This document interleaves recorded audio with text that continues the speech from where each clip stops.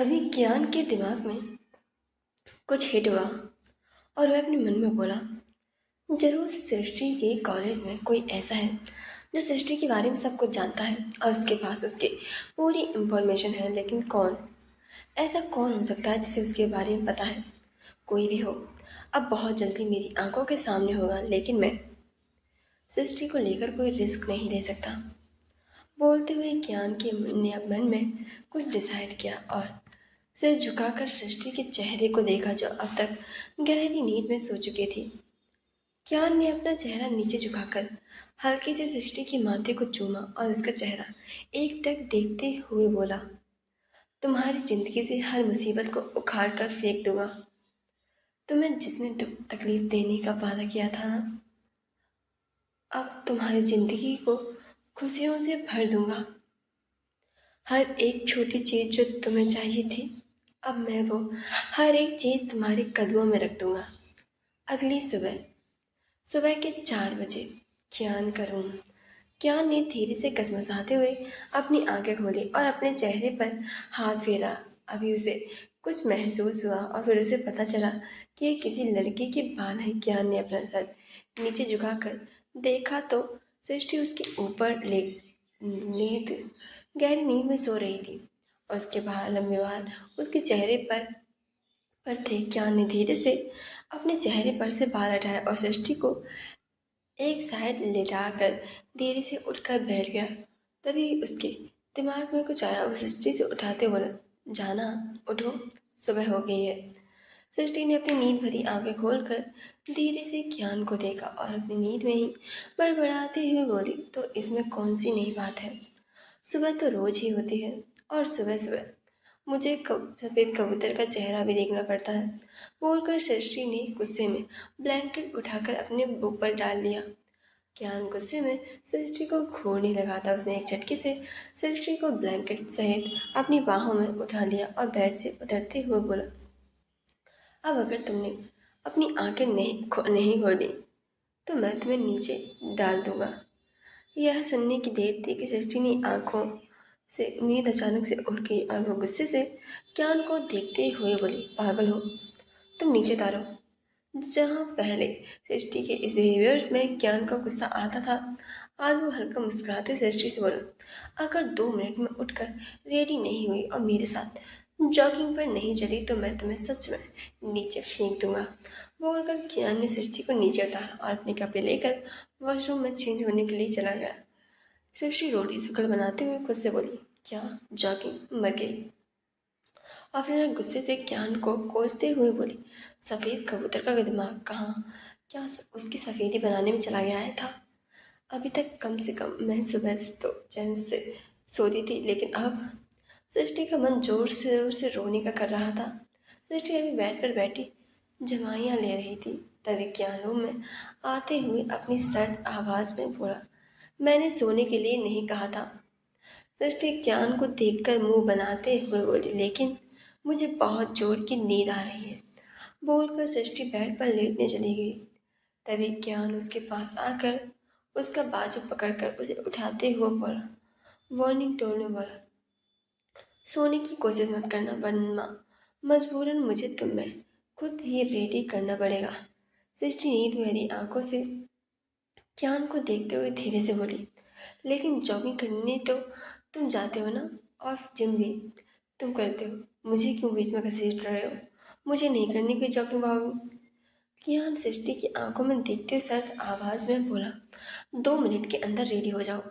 बोलकर कियान ने अपनी जॉगिंग सूट निकाले और उन्हें पहनने लगा। सृष्टि का मन तो नहीं कर रहा था, लेकिन फिर भी बेचारी बड़ी मुश्किल से खुद को घसीटते हुए अपनी अलमारी के पास आई और अपने कपड़े वापस से खुद को घसीटते हुए वॉशरूम में चली गई। कुछ घंटे बाद सृष्टि बेंच पर बैठी जोर जोर से हाँफ रही थी और गुस्से में ज्ञान को घूर रही थी। ज्ञान सृष्टि को पानी की बोतल देते हुए बोला, पानी पियो, आज के लिए इतना ठीक है, बाकी की एक्सरसाइज हम रात को बेड पर करेंगे। बोलकर ज्ञान सृष्टि की माथे का पसीना पोंछने लगा था। सृष्टि बेचारी अभी भी पूरी तरीके से हाँप रही थी। उसका पूरा सूट पसीने से गीला हो गया था। वह अपनी पूरी लाइफ में इतना नहीं भागी होगी जितना आज बेचारी भागी थी। सृष्टि गुस्से में ज्ञान को देखते हुए बोली, मुझे अच्छे से बताया मिस्टर कबूतर, तुम ये सब मुझसे बदला लेने के लिए कर रहे हो ना? लेकिन मैं भी तुम्हें पूरी टक्कर दूंगी, तुम्हें जीतने नहीं दूंगी। बोलकर सृष्टि पूरे जोश में उठी और फिर से भागने लगी। यह देखकर ज्ञान हंस पड़ा था। कुछ घंटों बाद सृष्टि और ज्ञान वापस गोइंका विला लौट आए थे। सृष्टि के चेहरे पर उसकी थकान और गुस्सा साफ दिख रहा था। ज्ञान सीढ़ियों से सीधे अपने कमरे की जाने लगा था। वही सृष्टि थकान की वजह से सोफे पर बैठ गई तभी उसके कानों में ज्ञान की सर्द आवाज पड़ी, कॉलेज नहीं जाना? बोलकर ज्ञान अपने कदम बढ़ाते हुए वहां से चला गया। सृष्टि को याद आया कि उसे तो कॉलेज भी जाना था, लेकिन आज वो सफेद कबूतर की वजह से, मेरा मतलब ज्ञान की वजह से इतना ज़्यादा थक गई थी कि उसका कॉलेज जाने का मन भी बिल्कुल भी नहीं कर रहा था। लेकिन फिर भी उसने आलसी की तरह अपना सिर हिलाया और एक बार फिर को खुद से घसीटते हुए सीढ़ियों से कमरे की तरफ जाने लगी थी। ज्ञान का रूम सृष्टि धीरे से कमरे का दरवाजा खोलकर रूम के अंदर आई।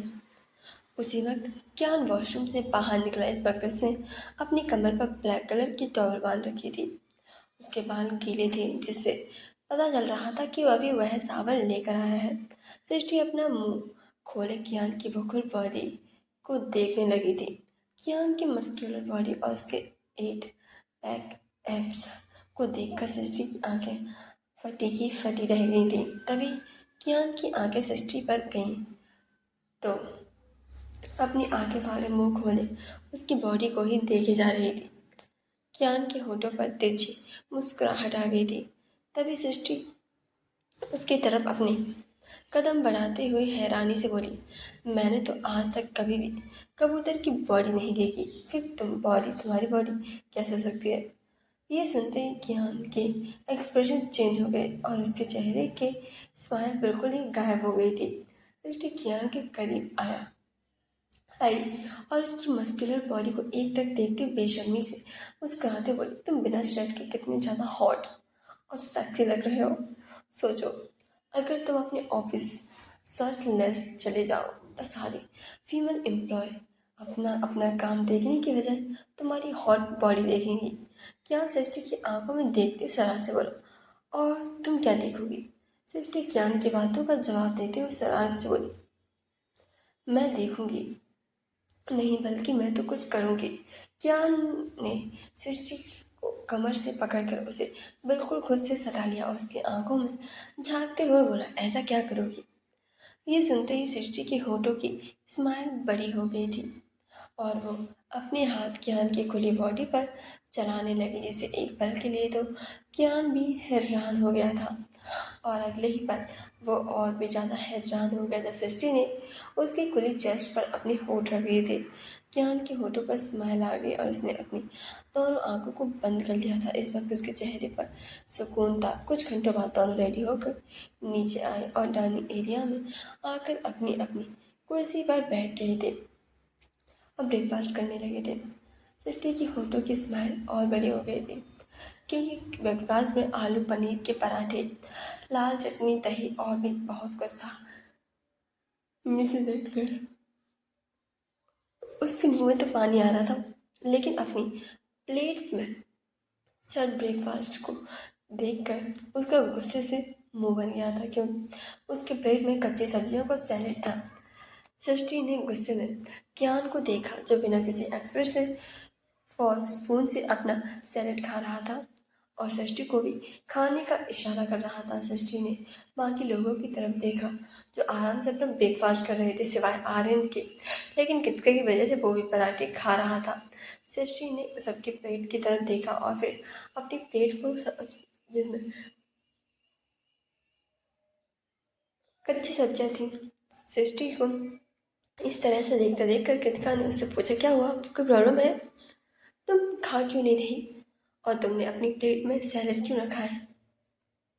सृष्टि कुछ बोलती इससे पहले ही ज्ञान जल्दी से बोला, मॉम, आपसे सृष्टि सिर्फ हेल्दी खाना ही खाएगी। और फिर सृष्टि की तरफ देखते हुए बोला, समझ गई, अब रोज़ सुबह तुम मेरे साथ जिम करोगी और सिर्फ हेल्दी फूड खाओगी।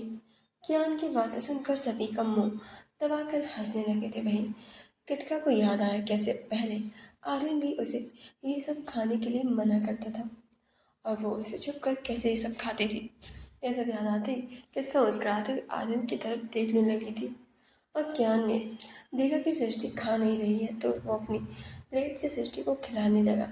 सृष्टि बुरा सा मुंह बनाते हुए जबरदस्ती ही सारी चीज़ों को खाने लगी थी। उसका मन तो कर रहा था कि वो इस सलाद को प्लेट को कूड़ेदान में डाल दे और साथ में इस सफ़ेद कबूतर को भी, लेकिन बेचारी ऐसा कुछ भी नहीं कर सकती थी सिवाय सोचने के और मन ही मन कियान को गालियां देने के अलावा।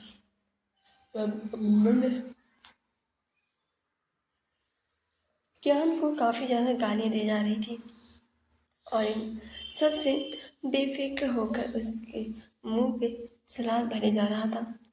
सृष्टि अपने मन मुंह में भरे सलाद को खत्म करके अपनी जगह से खड़ी होते हुए बोली, मेरा हो गया, मैं अपना बैग कर लेकर आती हूँ। बोलकर सृष्टि जल्दी से सीढ़ियों से भागकर कमरे की तरफ चली गई थी।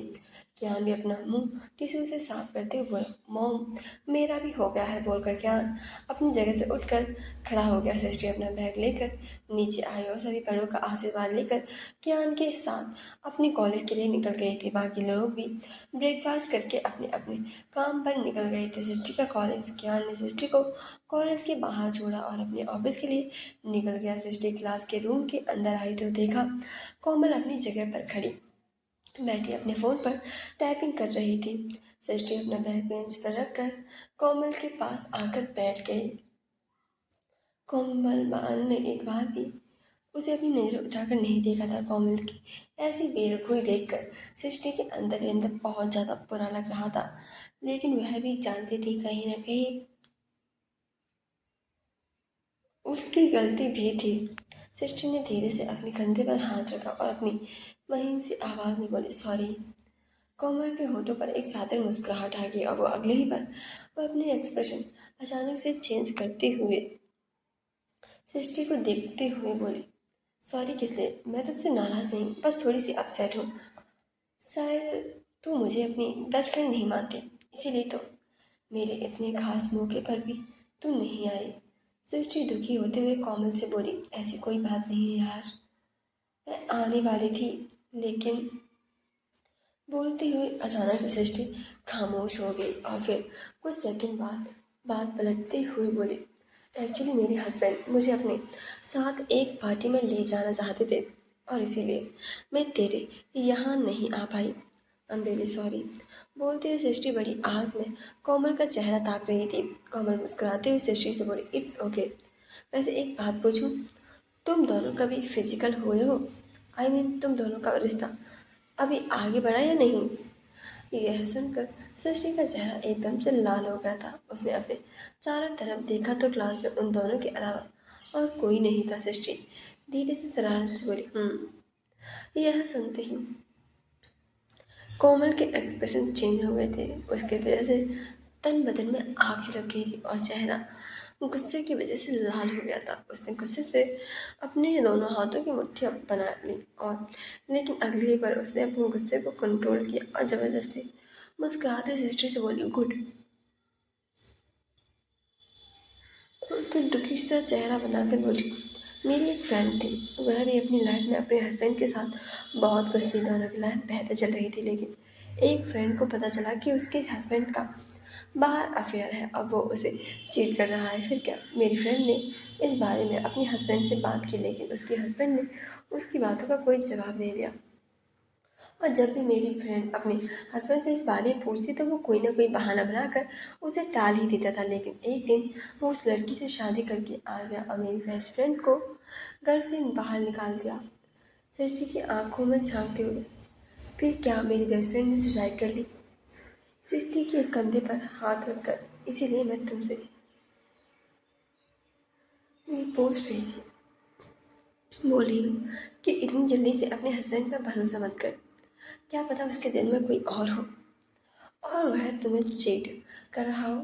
सृष्टि अचानक से यह सुनकर गुस्से से चिल्लाते हुए बोली, तेरा दिमाग खराब हो गया है।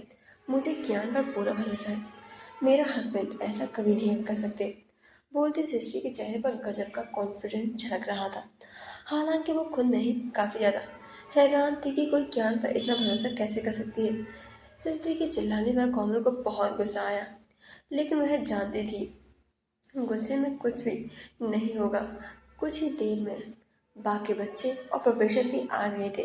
वहीं दूसरी तरफ मुंबई शहर से बाहर बना एक खंडहर, जिसके बाहर पत्थर के शेर बने हुए थे। बड़ा सा बोर्ड लगा हुआ था जिस पर बड़े बड़े अक्षरों में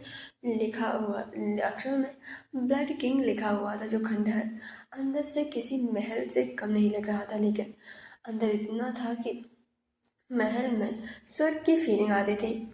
यहाँ नर की खंडहर के अंदर एक पति पत्नी का हंटर से मारा जा रहा था और वह दोनों दर्द से बिलबिला रहे थे। उन दोनों ही फटे पुराने कपड़े पहने हुए थे और उन दोनों के शरीर पर काफी ज्यादा चोट और घाव के निशान थे जो बिल्कुल ताजे लग रहे थे। तभी वहां पर एक जोरदार आवाज गूंजी। कैसा लग रहा है आप दोनों को ससुर जी? और हमारी सासू माँ? बोलते हुए ज्ञान अपने बॉडीगार्ड्स के साथ अंदर आया। ज्ञान को वहां से देखकर ओम प्रकाश और श्रद्धा जी की आंखें हैरानी से फैल गई थी और वह दोनों कभी अपने सामने खड़े ज्ञान को देखते तो कभी एक दूसरे के चेहरे को, और फिर दोनों ही अचानक से उम्मीद भरी नजरों से ज्ञान को देखते हुए, अच्छा हुआ दामाद जी आप आ गए, अब हमें यहाँ से निकाल दीजिए। सरदा जी भी अपने पति की हाँ में हाँ मिलाते हुए ज्ञान से बोली, हाँ हाँ दामाद जी, पता नहीं कौन हम दोनों को यहाँ पर लेकर आया था। अब आप तो जानते हैं ना, अब हम दोनों की ही उम्र हो चुकी है। बोलते हुए सरदा जी अपनी आंखों में झूठ मूठ के आंसू निकालने लगी थी। ज्ञान ज्ञान के चेहरे पर कोई भी भाव नहीं थे। उसकी आंखें बिल्कुल बेजान और वो अपनी देखी नजरों से एकटक दोनों को देख रहा था। कुछ देर चुप रहने के बाद ज्ञान अपनी सर्द आवाज में अपनी बॉडीगार्ड सेरा से बोला, मैंने तुमसे क्या कहा था? इन्हें ऐसी डिग्री दो कि ये मेरे सामने क्या किसी सामने अपना मुंह न खोल पाए। ज्ञान की खतरनाक आवाज सुनकर सत्ता जी और प्रभुराज जी के चेहरे का तो जैसे रंग बिल्कुल ही सफेद पड़ गया था। ज्ञान कहते हुए उसके बॉडीगार्ड शेरा ने उन दोनों के बाजू को पकड़कर बेरहमी से उठाया और अपने दांत पीसते हुए बोला, ये जितना भी लोग तुम देख रहे हो ना, ये सब तुम दोनों को ही माफ करना है, वरना आने खाने के लिए कुछ भी नहीं मिलेगा। ज्ञान के होठों पर हल्की सी मुस्कुराहट आ गई थी। सरता जी गुस्से में तिलमिलाते हुए शेरा से बोली, तुम्हारी हिम्मत नहीं थी हमारे दिमाग जी के सामने ऐसा बर्ताव करने की। सरिता जी अभी इतना बोल ही रही थी कि थैरा ने एक जोरदार थप्पड़ ओम प्रकाश जी के गाल पर मार दिया। दर्द से ओम प्रकाश ने अपने गाल पर हाथ रख लिया और थप्पड़ इतना जोर का था कि उनके गाल पर शेरा की पांचों उंगलियों के निशान छप गए थे। सरिता जी यहाँ देखकर घबरा गई थी। शेरा अपनी गुस्से से भरी आंखों में सरिता जी को घूरते हुए बोला, अब मुझसे जवान लड़ाई तो यही थप्पड़ तुम्हारे गालों पर पड़ेगा। सरदार जी ने घबराते हुए अपने गाल पर हाथ रख लिया और अपना सर जल्दी से ना में हिलाते हुए बोली, प्लीज़ प्लीज़ मुझे मुझे मुझे मुझे मुझे मैं तो तुम्हारी माँ समान हूँ ना।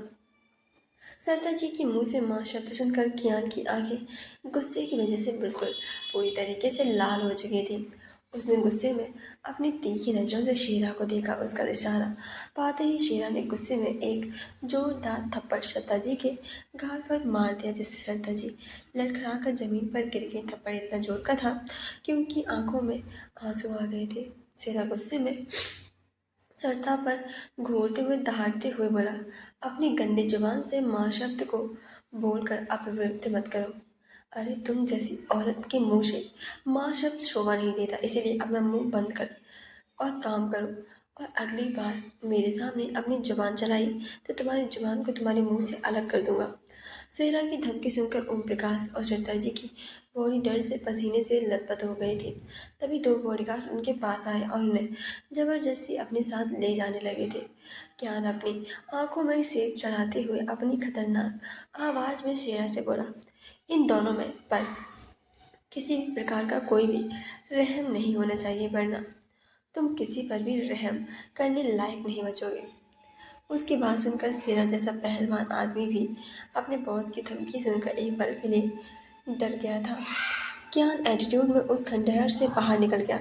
ओ बुरा मेंशन राशि का रूम। राशि ने धीरे धीरे अपनी आंखें खोली और अपने सर पर हाथ रख लिया, क्योंकि उसके सर में बहुत ज़्यादा दर्द हो रहा था। राशि धीरे से उठकर बैठी और अपने माथे पर हाथ रखकर याद करने की कोशिश करते हुए बोली, मेरे सिर में इतना दर्द क्यों हो रहा है? तभी एक गुस्से से भरी आवाज़ उसके कानों में पड़ी, दर्द तो होना ही था जब तुम सबसे छुपकर शराब पियोगी। राशि ने चौंक कर दरवाजे की तरफ देखा, जहां मानसी अपने हाथों में नींबू पानी का गिलास के लिए हुए खड़ी हुई थी। राशि ने डर से अपने निचले होंठ को दबा लिया और फिर धीरे से बोली, आज तो मैं मर गई। मानसी कमरे के अंदर आई और राशि के हाथ में नींबू पानी देते हुए बोली, इसे पी लो, तुम्हारे सर दर्द ठीक हो जाएगा। और उसके बाद नीचे तुम्हारे पापा को तुमसे कुछ बात करनी है, बोलकर मानसी अपने कमरे में से बाहर चली गई। राशि ने जल्दी से नींबू पानी पिया और शावर लेने बस रूम में चली गई। कुछ देर बाद राशि नीचे हॉल में आई, जहां उसकी पूरी फैमिली खड़ी थी। राशि आज पहली बार अपने पापा राहुल ओबरॉय के चेहरे पर गुस्सा देख रही थी। राहुल का गुस्सा देखकर राशि को बहुत डर लग रहा था। राशि राहुल के पास आई और मासूमियत से बोली, डैड, आपने बुलाया? राहुल ने हल्के गुस्से में राशि को देखा और उसे डांटते हुए बोला, मैंने तुम्हें हर चीज़ के लिए परमिशन दी है राशि, लेकिन इसका मतलब ये नहीं है कि तुम मेरे प्यार का इतना गलत फ़ायदा उठाओगे। और तुम ड्रिंक कब से करने लगी? और वो लड़का जो तुम्हें अपनी फ्रेंड बता रहा था, वह कौन था? राशि आज पहली बार राहुल के मुंह से अपना नाम सुन रही थी। राहुल बचपन से ही उसे प्रिंसेस कहकर बुलाता था और राहुल के मुंह से किसी लड़की का नाम सुनकर राशि का दिमाग घूम गया। लेकिन अगले ही पल उसकी आंखों के सामने वो सीन आ गया जब अर्चित ने उसे बचाया था, और ना सिर्फ बचाया था बल्कि उसे घर छोड़ने भी आया था। यह याद आते ही राशि बुरी तरह से घबरा गई थी। उसके चेहरे पर पसीने की बड़ी बड़ी बूंदें झलकने लगी थी। राहुल प्यार से राशि का चेहरा अपने दोनों हाथों में थाम कर उसे प्यार से समझाते हुए बोला, मुझे पता है कि तुम कोई गलत काम नहीं करोगी, लेकिन प्रिंसेस, ऐसे ड्रिंक करना ये तो बिल्कुल गलत है।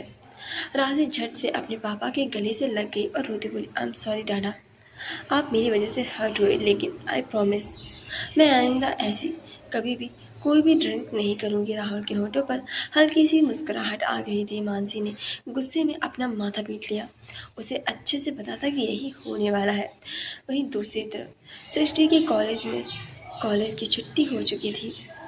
दोनों कॉलेज के बाहर निकल ही रहे थे, तभी एक आदमी सृष्टि के पास आया और उससे बोला, एक लड़की ने तुम्हें कॉलेज के पीछे जो गेट है वहाँ पर बुलाया है।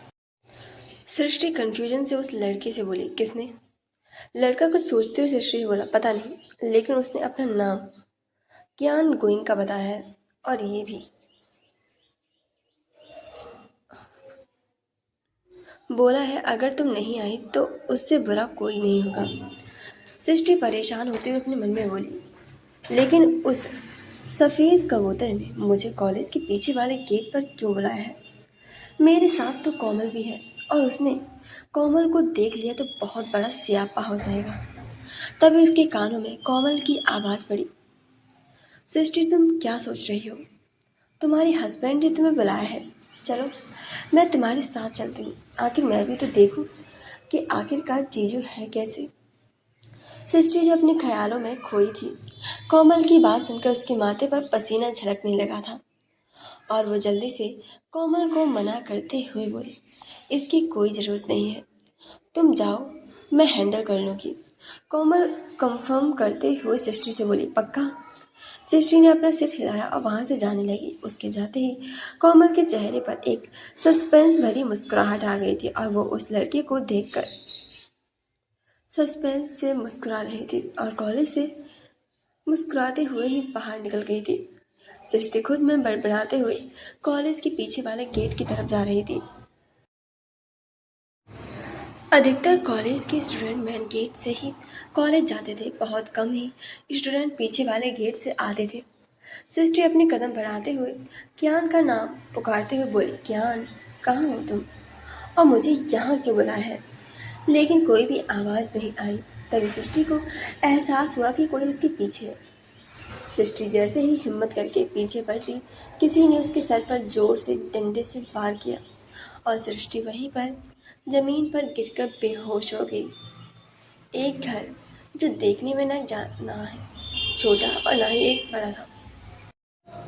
घर के अंदर एक कमरे में बेड पर एक लड़की बेहोशी की हालत में लेटी हुई थी। लड़की का चेहरा उसके लंबे काले घने बालों से ढका हुआ था। कुछ देर बाद धीरे धीरे उस लड़की की बॉडी में हलचल होने लगी।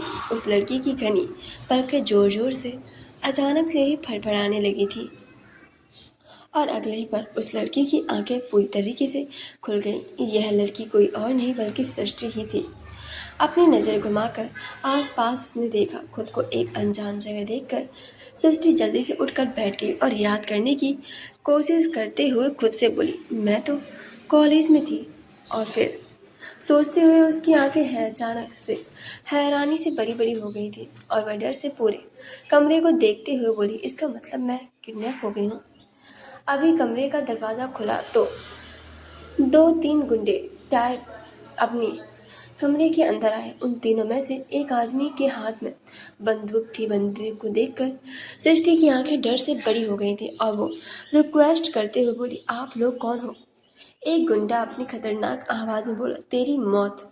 सृष्टि मुस्कुराते हुए बोली, अच्छा, आपका नाम है, लेकिन आपको नहीं लगता थोड़ा सा अजीब है? गुंडे कंफ्यूजन से एक दूसरे का चेहरा देखने लगे थे। तभी वहां पर एक जहरीली मुस्कान गूंजी, मौत इसका नाम नहीं सृष्टि, बल्कि ये लोग तेरी मौत हैं। आवाज़ को सुनकर अपने दिमाग में जोर जोर मारते हुए धीरे से बोली, ये आवाज़ तो कुछ जानी पहचानी लग रही है। तभी सृष्टि को याद आया, वह चहचहाते हुए बोली, ये आवाज़ तो। तभी उसकी बातों का सेंटेंस पूरा करते हुए एक आवाज़ आई, मेरी है। बोलते हुए कोमल अंदर आई। कोमल को वहां पर देखकर सृष्टि की आंखें अचानक से हैरानी से बड़ी बड़ी हो गई थी। कोमल के चेहरे पर आज कोई मास्क नहीं था। कोमल देखने में बहुत ही ज़्यादा सुंदर थी। नीली गहरी आंखें, गोरा लंबा चेहरा, गुलाबी होंठ। सृष्टि को इतना हैरान परेशान देखकर कोमल हल्का सा मुस्कुराई और सृष्टि से बोली, मुझे देखकर इतना हैरान क्यों हो रही हो मेरी जान? फिर अजीब तरीके से मुस्कुराते हुए, सॉरी, तुम्हारी जान तो कुछ देर में ही निकलने वाली है। सृष्टि अभी भी ना समझी से कोमल को ही देख रही थी। कोमल मुस्कुराते हुए सृष्टि के पास आई और एक जोरदार थप्पड़ उसने सृष्टि के गालों पर मार दिया और गुस्से में उसके बालों को पकड़कर बेरहमी से खींचते हुए बोली, तुझे अभी भी समझ में नहीं आ रहा? कोई बात नहीं, मैं तुझे अच्छे से समझा देती हूँ। सृष्टि दर्द से अपने बालों को छुड़ाते हुए बोली, कोमल प्लीज़, क्या कर रही हो? पागल हो गई हो? कोमल ने गुस्से में दो तीन थप्पड़ और सृष्टि के गालों पर मारे और गुस्से में उसके दोनों गालों को दबाते हुए अपने दांत पीसते हुए बोली, क्या कहा तूने? पागल? फिर वह भयंकर हंसी हंसते हुए बोली, पागल तो तू है जो तूने मुझ पर भरोसा किया। वैसे तेरे उस पति कियान गोयनका ने तुझे ये नहीं समझाया कि किसी इंसान पर भरोसा नहीं करते। वेल, वो तुझे कुछ मानता होगा तभी तो तुझे समझाएगा। गंदी हंसी हंसते हुए, आखिर तू उसकी लगती ही कौन है? आखिर तुम दोनों का रिश्ता ही क्या है? बस बिस्तर का? बोलते हुए कोमल के साथ साथ उसके आदमी भी जोर जोर से हंसने लगे थे। सृष्टि ने गुस्से में अपनी पूरी ताकत लगाकर कोमल को धक्का दे दिया, जिससे कोमल खुद को संभाल नहीं पाई और लड़खड़ा कर जमीन पर गिर गई। सृष्टि गुस्से में चिल्लाते हुए कोमल से बोली, बस बहुत कुछ बोल लिया तुमने। मैंने तुम्हें अपनी फ्रेंड समझा और तुम क्या निकली? कोमल ने गुस्से में अपनी आंखें बंद कर ली और कुछ सेकंड बाद खोली। उसकी आंखें बिल्कुल गुस्से की वजह से लाल हो गई थी। कोमल गुस्से में सृष्टि के पास आई और अपने दांत पीसते हुए बोली, अपनी पति की ही तरह मुझसे भी बड़ी अकड़ है। अभी 1 सेकंड में तेरी सारी अकड़ निकाल दूंगी। बोलकर कोमल ने गुस्से में अपने आदमी को देखा और ऑर्डर देते हुए बोली, रघु जा जाकर एक ठंडे पानी की बोतल लेकर आ। रघु जल्दी से कमरे से बाहर निकल गया।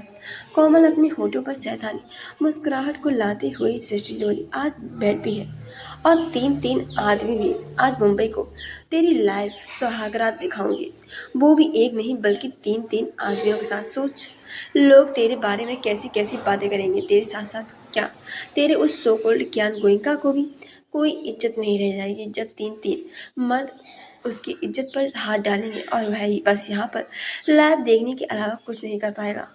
गुस्सा और नफरत आंखों से तब उसे एहसास होगा कि इज्जत क्या होती है और किसी के घर की इज्जत उछालने का अंजाम क्या होता है। बोलते हुए कोमल का चेहरा गुस्से में बिल्कुल काला पड़ गया था। कोमल की ऐसी खतरनाक बात सुनकर सृष्टि का चेहरा डर से पीला पड़ गया था। तभी रघु ठंडे पानी की बोतल लेकर कमरे में आया और कोमल को देते हुए बोला, ये लीजिए।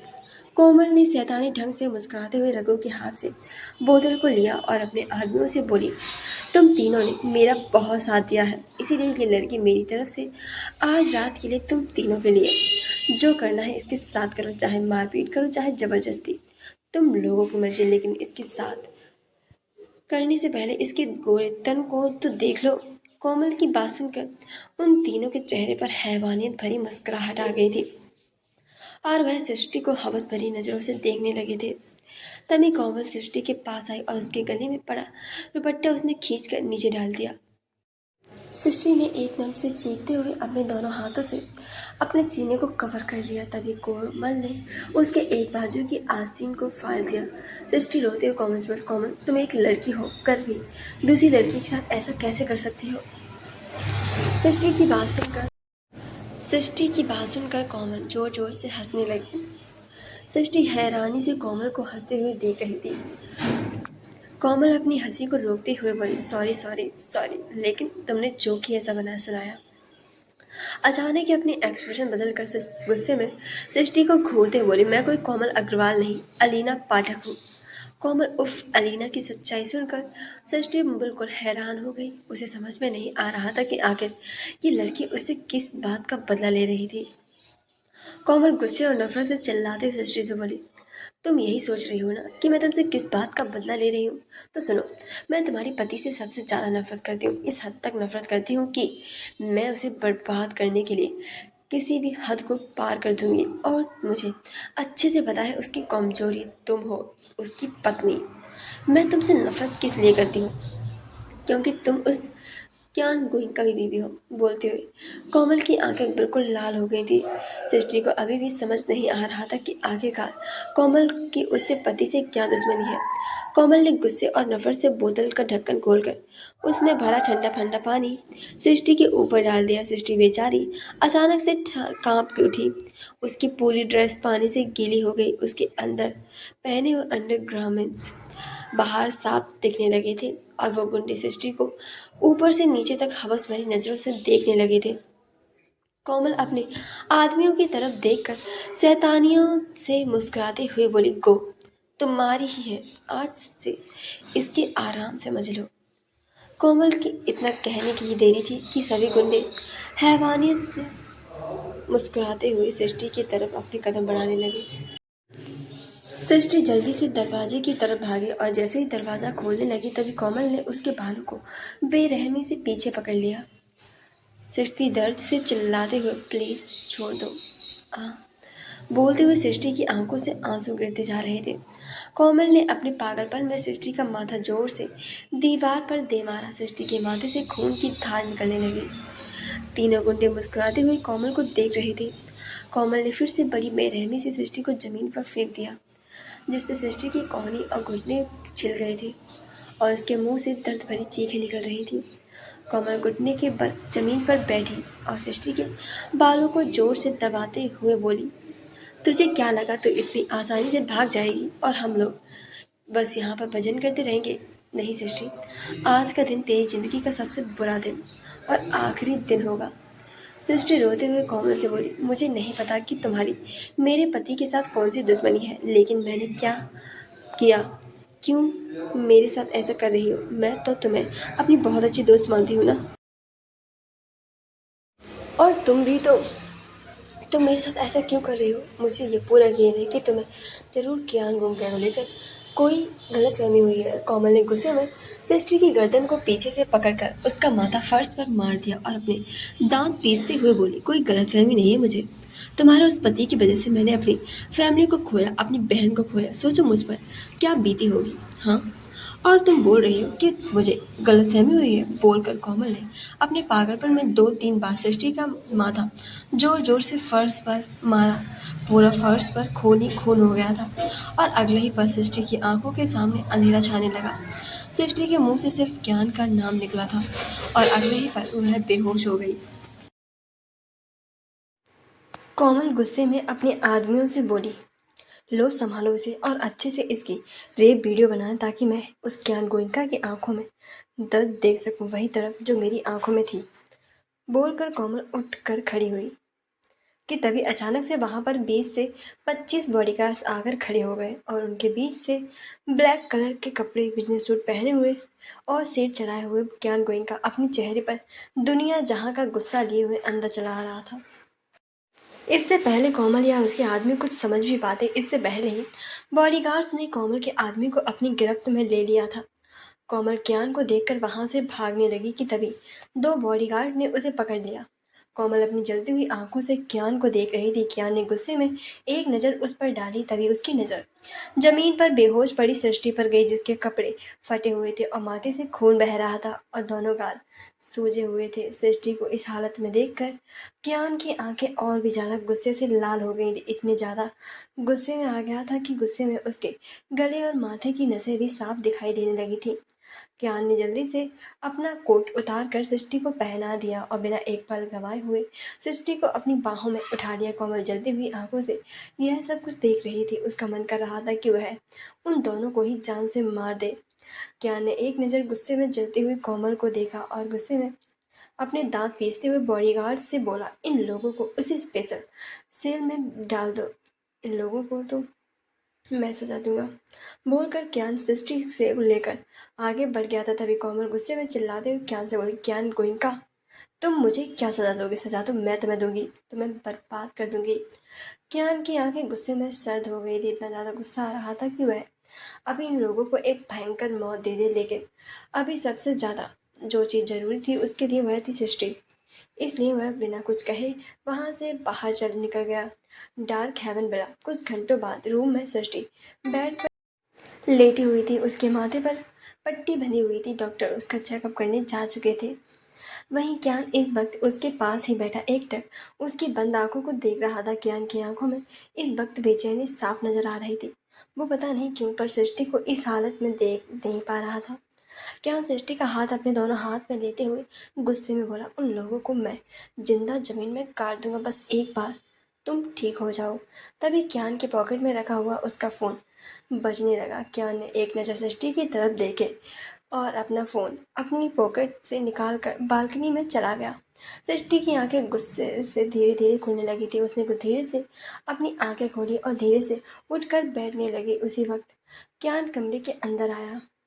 ज्ञान को देखकर सृष्टि की आंखें अचानक से ही नम हो गई थीं और उसके कानों में अलीना के कहे गए शब्द गूंजने लगे थे, तुम यही सोच रही हो ना कि मैं तुमसे किस बात का बदला ले रही हूँ? तो सुनो, मैं तुम्हारे पति से सबसे ज्यादा नफरत करती हूँ। ज्ञान सृष्टि की बात बीच में काट कर अपनी गहरी आवाज में एटीट्यूड से बोला, मेरे पास इतना फालतू टाइम नहीं है कि जो लोगों से अपनी जान पहचान बढ़ाता फिर घूमूं। गुस्से में सृष्टि की आंखों में देखते हुए, तुम्हें मना किया था ना किसी को भी अपना फ्रेंड बनाने से, फिर तुम्हारी हिम्मत भी कैसे हुई उस लड़की को अपना फ्रेंड बनाने की? बोलते हुए ज्ञान ने गुस्से में सृष्टि की बाजू को कसकर पकड़ लिया था और उसकी आंखें इस वक्त गुस्से से बिल्कुल लाल हो गई थी। अगर आज वो टाइम पर नहीं जाता और ना पहुंचता तो उसकी सिस्टर के साथ पता नहीं क्या कुछ हो जाता। यही सोच सोच कर उसका दिमाग जैसे फटा जा रहा था दर्द से। सृष्टि ने अपनी आंखों को कसकर बंद कर लिया था। उसकी आंखें बंद करते ही उसकी आंखों से आंसू निकलकर उसके गालों पर बहने लगे थे।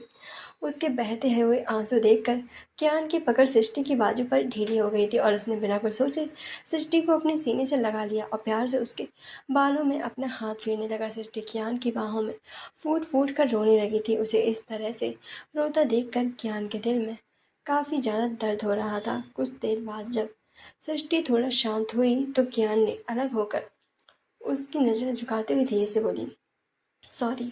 कियान ने सृष्टि का चेहरा अपने दोनों हाथों में भर लिया और उसकी आंखों में देखते हुए शायद आवाज़ में बोला, आइंदा ऐसी गलती नहीं होनी चाहिए और इस बात पर तुम मेरी अच्छे से समझ लो। मुझे नहीं पसंद, मतलब नहीं पसंद कि तुम किसी बाहर वाले से बात करो या फिर किसी को नज़र उठाकर भी देखो। जिस किसी ने भी तुम पर अपनी गंदी नज़र डालने की कोशिश की उसे मैं भयंकर सजा दूंगा कि उसकी रूह भी कांप जाएगी। लेकिन सृष्टि, आइंदा तुमसे भी ऐसी गलती नहीं होनी चाहिए, अंडरस्टैंड। सृष्टि ने धीरे से अपना सिर हाँ में हिला दिया। तभी कियान अपनी सर्द आवाज़ में उसे बोला, सृष्टि, वर्ड्स, बिकॉज मुझे गूंगों की तरह बिहेव करने वाले लोग बिल्कुल भी नहीं पसंद। सृष्टि धीरे से अपना सर हाँ में हिलाते हुए, नहीं होगी। कियान प्यार से सृष्टि के बालों पर अपना हाथ फेरते हुए बोला, गुड गर्ल, अब बताओ भूख लगी है। सृष्टि ने धीरे से अपना सिर हाँ में हिला दिया और बोली, कियान हल्के से मुस्कुराया और सृष्टि के गाल पर हाथ रखते बोला, अच्छा बताओ क्या खाओगी। सृष्टि हैरानी से कियान को देखने लगी। हमेशा उसके मुंह में हेल्दी फूड के नाम पर कच्ची सब्जियां डालने वाला आज उससे खुद पूछ रहा था कि सृष्टि धीरे से मुंह बनाकर अपने मन में बोली, अगर बड़ा पाव बोला तो बोलेगा कि हेल्दी खाओ, इससे अच्छा कच्ची सब्जियां ही खुआने को बोल देती हूँ। सोचकर सृष्टि धीरे से कियान से बोली, सैलेड खा लूंगी। कियान हल्के से मुस्कुराया और कमरे से बाहर निकल गया। उसके जाने के बाद सृष्टि एक बार फिर से अलीना की कही हुई बातें सोचने लगी थी और सृष्टि खुद से बोली, अलीना की आखिर ऐसी कौन सी दुश्मनी है कियान से। कहीं कियान ने उसके साथ बोलते हुए सृष्टि के कानों में कियान के शब्द गूंजने लगे और फिर सिर हिलाने की कोशिश मत करना। हमारे बीच एक डील हुई है जिससे मैं तुम्हारी मदद करूंगा हर चीज़ में और मुझ पर हर रात खुश करोगी। After all you are my wife, जाना। सृष्टि उन बातों को याद करके खुद से बोली, कहीं कियान ने कोमल के साथ कहीं ऐसा तो कुछ भी नहीं किया है ना जिससे वह मुझसे नफरत करती है। कहीं कियान ने उसके साथ उसके अपने दिमाग में उलझी हुई थी। समझ में नहीं आ रहा था कि वह कैसे सच्चाई पता करे कि आखिर कियान ने कोमल के साथ क्या किया था जो वो उससे इतनी ज़्यादा नफरत करती है। कियान किचन में सृष्टि के बड़ा पाव बना रहा था। उसे खुद भी समझ नहीं आ रहा था कि वह ऐसा क्यों कर रहा है, लेकिन उसे सब करते हुए एक अलग ही सुकून मिल रहा था। कुछ देर बाद बड़ा पाव रेडी हो गया। कियान बड़ा पाव को प्लेट में सजाकर अपने कमरे की तरफ जाने लगा था। कियान के अंदर सृष्टि बेड पर बैठी हुई थी और उसके पीठ के पीछे एक पिलो लगी हुई थी। तभी कियान कमरे के अंदर आया और सृष्टि के सामने बड़ा पाव की प्लेट करते हुए बोला, ये लो, तुम उस दिन खाना खाना चाहती थी लेकिन मैं तुम पर गुस्सा हो गया था इसलिए आज ये खा लो। बोलते हुए कियान के चेहरे पर किसी प्रकार के कोई भी इमोशंस नहीं थे। बड़ा पाव को देखकर सृष्टि की हैरानी से कियान को देखने लगी थी। उसे अजीब नजरों से देखते हुए बोली, ये तुमने बनाया है या बाहर से मंगवाया है। उसकी बात सुनकर कियान एटीट्यूड में सृष्टि को घूरते हुए बोला, जब मैं बाहर से बेहतर बना लेता हूँ तो मुझे बाहर से मांगने की क्या ज़रूरत है। और फिर प्लेट पीछे करते हुए, लगता है तुम्हारा खाने का मूड नहीं है।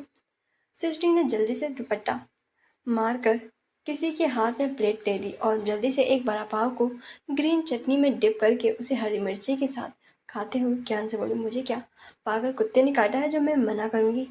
वैसे एक बात बोलूँ, तुम खाना बहुत अच्छा बनाते हो और बड़ा पाव तुम पूछो ही मत। मैंने इतना टेस्टी बड़ा पाव कभी भी नहीं खाया है, तुम भी खाओ। बोलकर सृष्टि ने अपना जूठा बड़ा पाव जबरदस्ती ही कियान के मुंह में डाल दिया था।